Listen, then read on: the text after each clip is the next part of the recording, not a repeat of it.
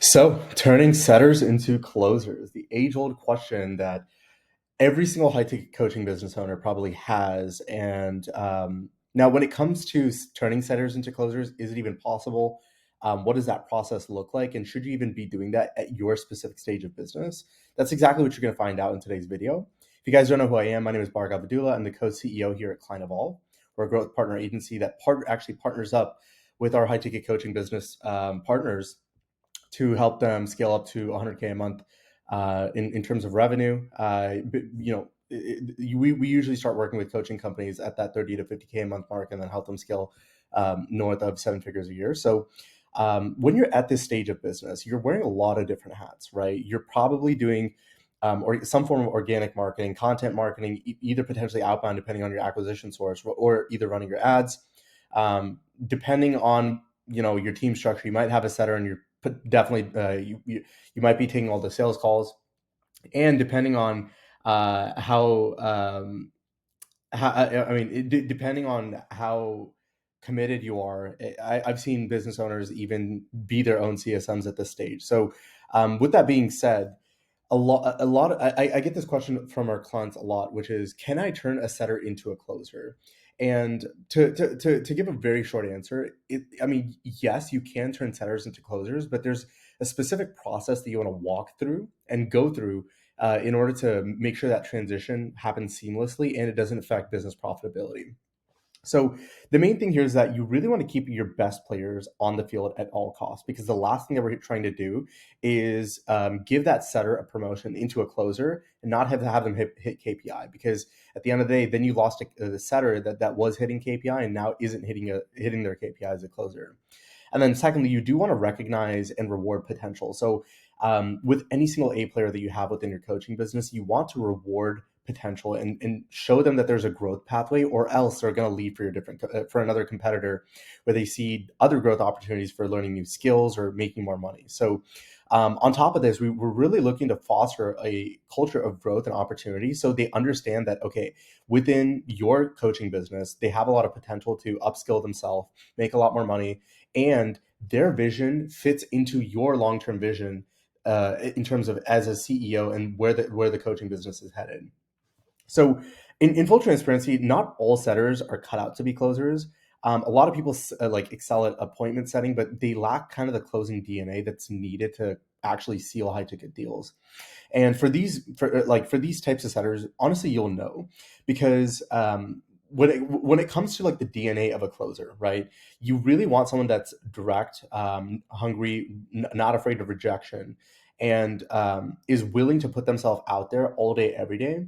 And depending on what type of setter it is, right? If you have a DM based setter or an outbound appointment setter, if you have someone coming from cold calling experience that is now an inbound appointment setter, yes, now that gives you some proof that they have some form of closing DNA, because they've been rejected left and right, and they're not going to take that personally.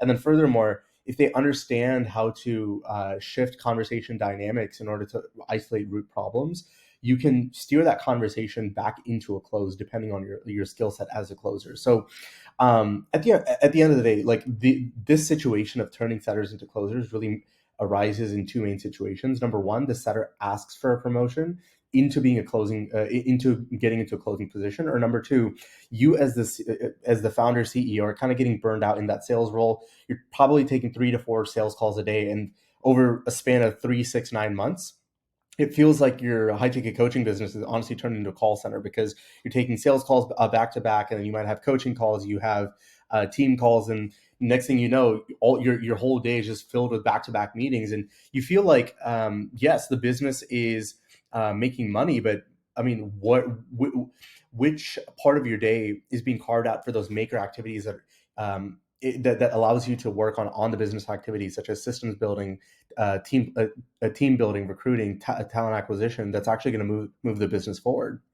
So when you find yourself stuck in this doom loop of just being on meetings back to back all day, that's usually also when the business starts to plateau, and you start to realize, okay, I'm kind of getting sick of this whole sales call thing. So why don't I just recruit another setter, ramp up my existing setter into a closer, because he knows the offer, and then we should be good to go. But you want to be really, really careful there, because if the transition process isn't going as smooth as planned, then you just lost an A-player setter. You don't have a closer that's hitting KPI. You're also out of sales, and you have a new setter that's trying to be ramped up. So your front end sales is basically at a very big is facing a really big risk. So let's just say we're in situation one where a setter asked for a promotion, right?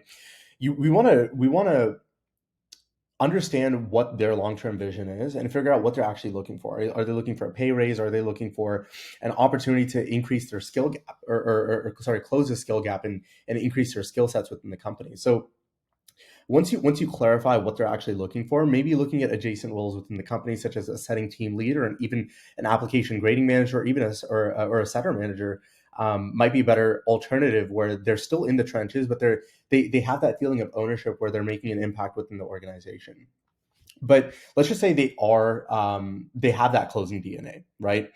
Um, the main thing to look out for is, like, you want to reward good performance and good incentivize, excuse me, good behavior within the company. So first things first, are they, like, before even extending a closer offer to an existing setter, we want to make sure that they're consistently hitting their performance KPIs. So for a setter, setting inbound sales appointments from leads coming from paid advertising, usually, as a rule of thumb, if they're hitting 5 to 7 qualified sets per day, then okay, we know that they have consistent performance in their existing position. From a soft skills perspective, are they very good communicators? Or do they possess the skill set of building rapport quickly? Do they have a high EQ or emotional intelligence? Right? Can they navigate different situations and be able to get rejected without taking it personally? These are some main soft skills to look out for. And if they do possess that, are they also hungry for growth? Right?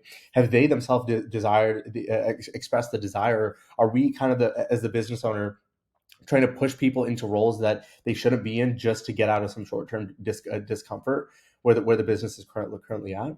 And then, do they have the actual product knowledge? Do they deeply understand the core fears, frustrations, pains, and desires of your marketplace? And are they able to articulate why your value proposition and your unique mechanism is far superior, different and better than the competition, right? Um, just because setters are out in the field all day, they're talking to customers. So through this, they're going to understand what people want, and more importantly, why they want it, right? And then lastly, it's that resilience point. Like, are they able to handle rejection well? Sales slumps are a real thing. They're going to experience a form of that when they're setting, because one day they might have one appointment, the next day they might have four. After it equalizes, you might be averaging 3 to 4 sets a day, but a closing rut is much harder to potentially get out of if you don't have the right mindset. So just making sure that they do have the resilience. And let's say that they do have these key indicators. We want to make sure that we have a systematic process of ramping them up into that closing position without risking the business revenue. So I like to take a risk mitigation approach to ramping up setters into closers. So firstly, it's you have to put them through an education phase, right? Take them through your sales playbook, your existing sales process. Have them go over past sales recordings, which is the most valuable key piece of information to dial into your sales process, and have them go through at least 1 to 2 call recordings per day for about a week. And through this, they can start to analyze different objections that they start to see on different calls.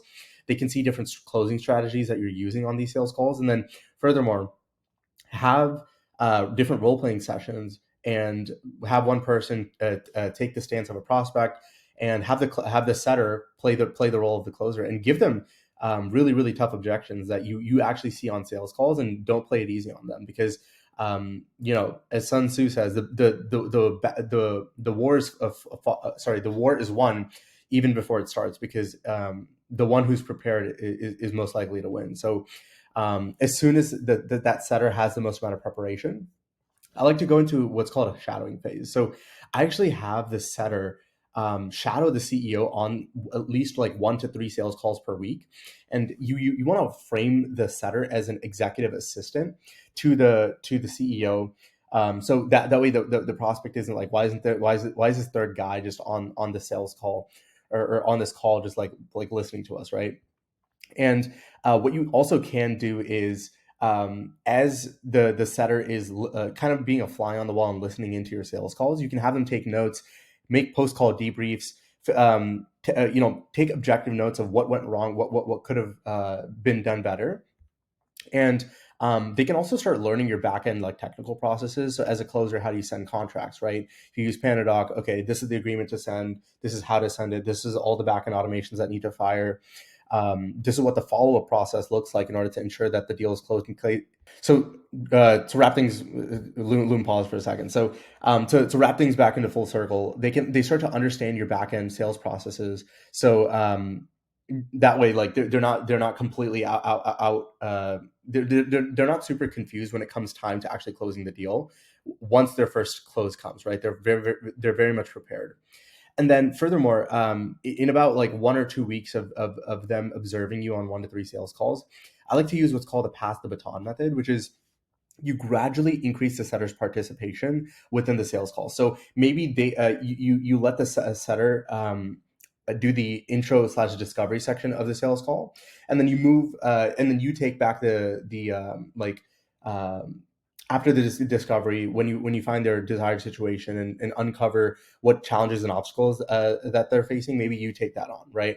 Slowly start to increase their participation, and as you start to see that they're able to take more of the sales call on themselves, then you can start letting go a little bit sooner. But let's just say the call is going south, right? Then you can actually jump in to save the sale. So this is the beauty of this process. We're able to ramp up these setters into closers without risking business revenue or potential lost deals, because you as a CEO who can already close at a very high rate on these sales calls are able to jump in and save a closed deal in case it goes south.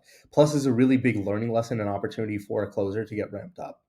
And then, like after this stage, about 2 or 3 weeks of having the setter shadow you on these sales calls, you can honestly start to give them a partial calendar, right? I like to start off with at least like 1 call a day, 1 to 2 calls a day, just to get those reps in. And once you start to see them hit KPI, excuse me, let's just say the KPI is a 20 to 30, I mean, arbitrary numbers, right? 30% close rate. Once you start to see them actually hitting that KPI, then you slowly wean them off of setting, and have them become a full-time closer, and ramp up another setter to have more call volume for all the different closers. And that brings you into the full transition. So essentially what we're doing here is gradually scaling and setting performance benchmarks. So we have quit markers on, like we're setting clear cut KPIs on, okay, if you hit this, then we're going to keep you on the sales team. And if we don't, then okay, we're going to move you back into this position. And that expectation is set very, very properly, so that way there's not any emotional bias that goes into this ramp up process. And then furthermore, through continuous training and giving like incentivized aligned incentive structure to the setter, they understand that yes, through this process, I'm getting paid to learn, and the business is actually taking on a risk. Technically, right now, depending on what your setter comp structure looks like, I know some setting comp structures is 1K a month base plus 5% commission based on cash collected. You could even do a 3 to 5% commission on cash collected for each deal during the pass the baton stage, because you as the CEO are still on those sales calls. So they're not 100% closing those deals. And they need to understand that the business is taking on a risk for every single call that they're on, because they have not validated themselves with the sales process. So once they're closing deals by themselves, then they get ramped up to the full 10% commission on cash collected. So I'm just conveying to the setter what this process looks like, setting the right expectations beforehand is very, very crucial. So that way the setter understands what this process looks like. If it takes longer than expected, then they're not going to back out. And yeah, it's just gonna make this whole process much more smoother. And then it's essentially like we covered the split call technique. It's splitting your sales call into different sections and then divvying it up according to which person wanted to take what part of the sales call. And also one other quick caveat is, if your sales team isn't looking at client results, student case studies, testimonials every single day, I would highly, highly encourage both your setters and your closers to be more in more close proximity to your client success team. So that way they have a pulse and understanding of what the client success and client results look like. So that way, when they're on sales calls, they can refer back to live case studies. And a really good example is one of our other clients. Their setter was in very close contact with the CSM team or client success team. Um, and through this process, they knew the names of the customers on a first name basis. And on the sales calls, as we were ramping him up into a closer, he's pulling these live case studies and testimonials, like, "Hey, John, got this result in a certain time frame, and he was actually running into a similar issue that you're running into." So having this repertoire of different case studies and essentially client results for the setter gives them so much more ammo and more conviction in your product or service when they're on these sales calls, which makes this process so much more easier. So um, that kind of brings us to full circle.